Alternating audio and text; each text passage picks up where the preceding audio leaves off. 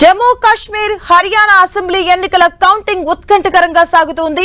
హర్యానాలో బీజేపీ ఆధిక్యంలో ఉంది. మొత్తం 90 సీట్లకు గాను బీజేపీ 48 స్థానాల్లో, కాంగ్రెస్ కూటమి 35 స్థానాల్లో, ఇతరులు 7 స్థానాల్లో ఆధిక్యంలో ఉన్నారు. జమ్మూ కాశ్మీర్ లో మాత్రం నేషనల్ కాన్ఫరెన్స్ కాంగ్రెస్ కూటమిదే పైచేయిగా కనిపిస్తుంది. 48 స్థానాల్లో ఎన్సీ కాంగ్రెస్ కూటమి ఆధిక్యంలో కొనసాగుతుంది. బీజేపీ 28 స్థానాల్లో, ఇతరులు 13 స్థానాల్లో ఆధిక్యంలో కొనసాగుతూ ఉన్నారు. పీడీపీ కేవలం 4 స్థానాల్లో మాత్రమే లీడ్ లో కొనసాగుతుంది.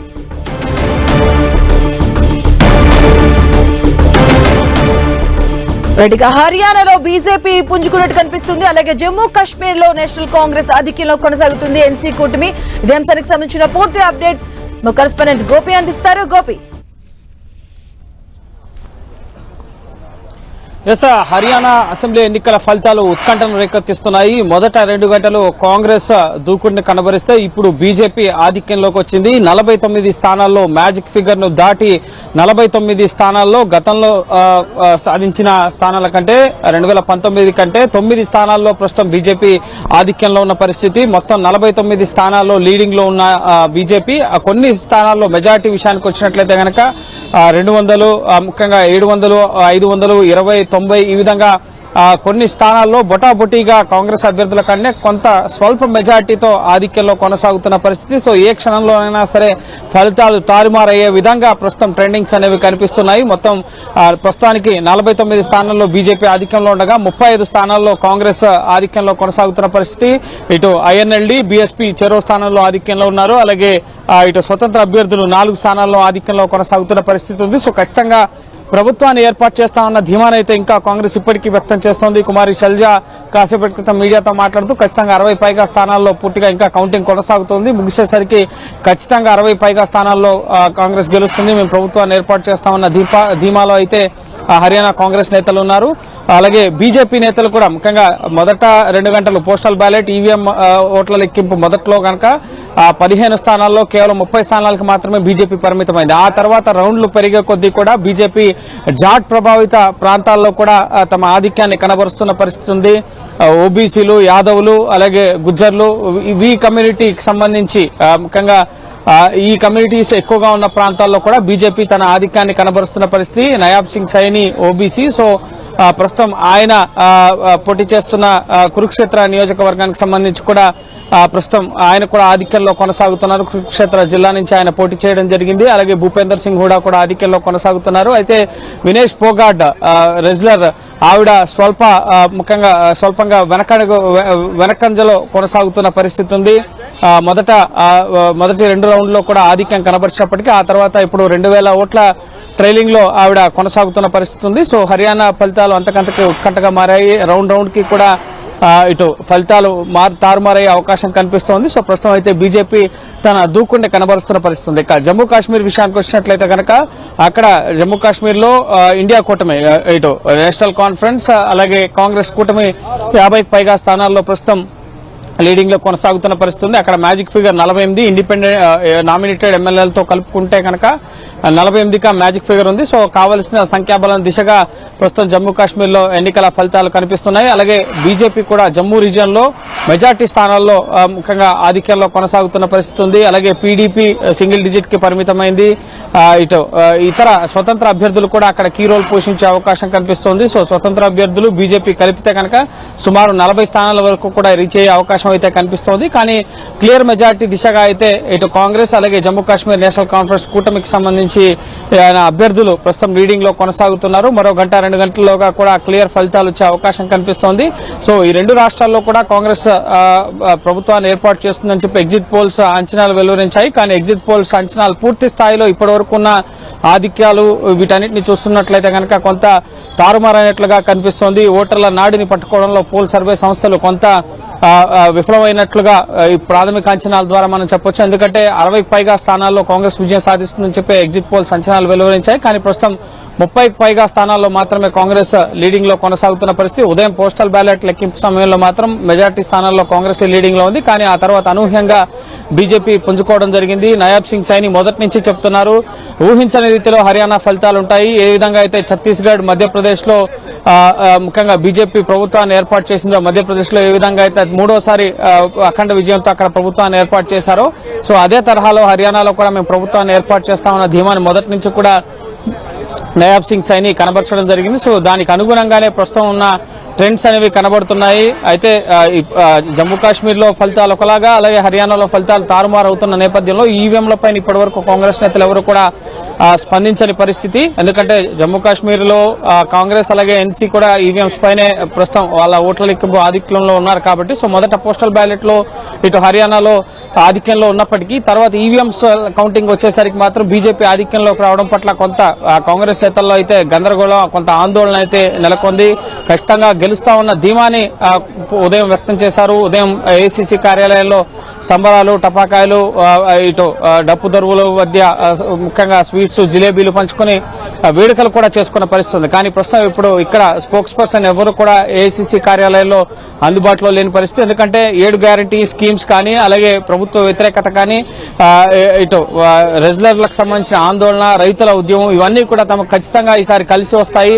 ఇటీవల లోక్సభ ఎన్నికల్లో కూడా 10 లోక్సభ స్థానాలు ఇటు హర్యానాలో ఉంటే అందులో 5 లోక్సభ స్థానాలు బీజేపీ గెలిచింది, 5 లోక్సభ స్థానాలు ఇటు ప్రధానంగా కాంగ్రెస్ గెలిచింది. సో ఖచ్చితంగా ఈసారి ప్రభుత్వం మారుతుందన్న ఉద్దేశంలోనే కాంగ్రెస్ పార్టీ ఉంది.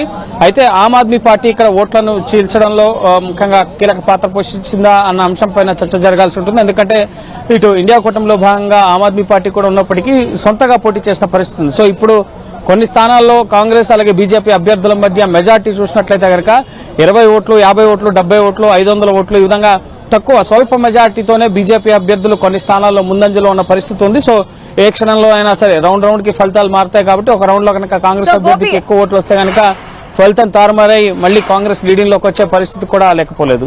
గోపి, మీరు రౌండ్ కి రిజల్ట్స్ అయితే తారుమారు, టేబుల్స్ టర్న్ అవుతున్నాయి. ఈ నేపథ్యంలో ఎన్ని రౌండ్స్ కంప్లీట్ అయ్యాయి? ఎందుకంటే ఇక్కడ రౌండ్స్ మ్యాటర్ గా మన అర్థమవుతుంది. ఎందుకంటే బికాస్ రౌండ్ కూడా చేంజ్ అవుతూ ఉన్నాయి రిజల్ట్స్ కూడాను. సో ఎన్ని రౌండ్స్ అయ్యాయి, ఇంకా ఎన్ని రౌండ్స్ ఉన్నాయి? ప్రస్తుతం 3 రౌండ్స్ వరకు కూడా కంప్లీట్ అయినట్లుగా తెలుస్తోంది. మొత్తం 7-8 రౌండ్లలో కౌంటింగ్ అనేది జరుగుతుంది. సో ఓవరాల్ గా మధ్యాహ్నం 1 గంట 2 గంటల సమయానికల్లా కూడా ఈ ఫలితాలకు సంబంధించి ఒక స్పష్టత వచ్చే అవకాశం ఉంది. ప్రస్తుతం బీజేపీ 48 స్థానాల్లో లీడింగ్ లో కొనసాగుతుంది ఎన్నికల కమిషన్ అఫీషియల్ వెబ్సైట్ ప్రకారం. అలాగే కాంగ్రెస్ పార్టీ 36 స్థానాల్లో లీడింగ్ లో కొనసాగుతుంది. ఐఎన్ఎల్డి 1 స్థానంలో, అలాగే బహుజన్ సమాజ్వాదీ పార్టీ 1 స్థానంలో, ఇటు ఇండిపెండెంట్లు 4. ఈ ఇండిపెండెంట్లు కూడా బీజేపీ నుంచి వ్యతిరేకించి ఎవరైతే ఇండిపెండెంట్ గా పోటీ చేశారో, రెబల్ అభ్యర్థులుగా, స్వతంత్ర అభ్యర్థులుగా పోటీ చేశారో, సో ఇండిపెండెంట్లు కూడా ఒకవేళ మ్యాజిక్ ఫిగర్ కి దగ్గరగా బీజేపీ గనక సంఖ్యాబలం వచ్చినట్లయితే కనుక ఇండిపెండెంట్లు కూడా బీజేపీకే మద్దతు ఇచ్చే అవకాశం కనిపిస్తోంది. ఐఎన్ఎల్డి కూడా బీజేపీకి మద్దతు ఇచ్చే అవకాశం కనిపిస్తుంది. కాబట్టి సో రౌండ్ కి ఇంకొక 2-3 రౌండ్లలో కూడా ఇదే రకమైన ఫలితాలు కొనసాగితే గనక కాంగ్రెస్ కి హర్యానా మీద ఆశలు వదులుకోవాల్సి ఉంటుందనే మనం చెప్పాల్సి ఉంటుంది. ఎందుకంటే ప్రస్తుతం ముఖ్యంగా మ్యాజిక్ ఫిగర్ కి సుమారు 10 స్థానాల దూరంలో కాంగ్రెస్ పార్టీ ఉంది. మ్యాజిక్ ఫిగర్ దాటి 2-3 స్థానాల్లో పైకి ముఖ్యంగా బీజేపీ ఉంది. కాబట్టి సో ఖచ్చితంగా బీజేపీ ప్రభుత్వాన్ని ఏర్పాటు చేస్తామన్న ధీమా అయితే ప్రస్తుతం వ్యక్తం చేస్తున్న పరిస్థితి. కాంగ్రెస్ కూడా పరిస్థితి మారితే తాము అధికారాన్ని ఏర్పాటు చేస్తామన్న ధీమాలో ఆ కాంగ్రెస్ పార్టీ కూడా కొనసాగుతున్న పరిస్థితి ఉంది. సో జాట్ ప్రభావిత ప్రాంతాల్లో ప్రధానంగా ఈ ముఖ్యంగా బీజేపీ కొంత ఆధిక్యాన్ని కనబరుస్తున్న పరిస్థితి ఉంది. ఇటు ఢిల్లీ సరిహద్దు ప్రాంతాలు కానీ, అలాగే పంజాబ్ సరిహద్దు ప్రాంతాలు, ఈ జిల్లాల్లో ముఖ్యంగా 22 జిల్లాల్లో సుమారు 14 నుంచి 15 జిల్లాల్లో ముఖ్యంగా బీజేపీ ఆధిక్యాన్ని కనబరుస్తున్న పరిస్థితి 2019తో పోలిస్తే కొంత ఓట్ షేర్ కూడా ఇప్పుడు బీజేపీకి పెరిగినట్లుగా తెలుస్తోంది. ఎందుకంటే లోక్సభ ఎన్నికల్లో ఒకసారి హర్యానా విషయానికి వస్తే కాంగ్రెస్ విషయంలో హర్యానాలో ఏం జరిగింది అనుకోవచ్చు? ఎందుకంటే ఓవర్ కాన్ఫిడెంట్ అనుకోవచ్చా, క్యాండిడేట్ విషయంలో వాళ్ళు తీసుకునేటువంటి క్యాండిడేట్స్ విషయంలో అనుకోవచ్చా, లేదు అంటే అంతర్గతంగా ఉన్న విభేదాల పరంగా ఈ రకమైనటువంటి రిజల్ట్స్ వస్తున్నాయి అనుకోవచ్చా? వన్ మోర్, మీరు చెప్పినట్టు ఆప్ కూడా ఇక్కడ అసలు బోని తెరవలేదు. అటువైపు హర్యానా నుంచి వచ్చినటువంటి వ్యక్తి కేజ్రీవాల్ కూడా